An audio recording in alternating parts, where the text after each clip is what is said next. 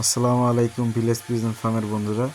আজকে আসলে বাস্তব একটা বিষয় আমি আপনাদের সাথে শেয়ার করতেছি। সেটা হচ্ছে আমি আসলে কিছুদিন ধরে ভাবতেছি যে কবুতরের বেবি বিক্রি করব কয়েক জোড়া।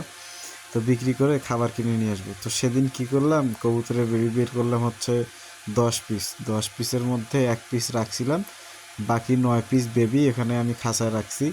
আর 3টা বড় সাইজের বড় বড় 3টা বেবি, এ মিলে হচ্ছে 12 পিস কবুতর। তো এই 12 পিস কবুতর বিক্রি করার জন্য আমি ব্যাপারীকে কল দিছি। ব্যাপারী আসছে, কবুতরগুলো সুন্দর মতো যে জালত ঢুকাইলো।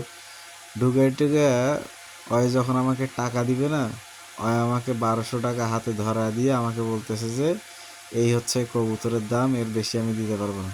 আমাকে সেদিন যেই ঠকানটা ঠকায় চলে গেছে, কিন্তু এটা আমার ওকে একটা সুযোগ ছিল, দেখি যে ও আমার সাথে কোন বিহেভটা করে, যেহেতু ওর সাথে বিজনেস করতেছি। তবে নেক্সট টাইমে আসলে ওর আর কোনো ছাড় নাই। ওকে লাস্ট 1200 টাকায় কবুতর দিলাম। এর আগে অনেকবার কম টাকায় কবুতর দিছে, ওকে আমি বুঝতে দিই নাই যে আমি আসলে কম টাকায় কবুতর দিচ্ছি।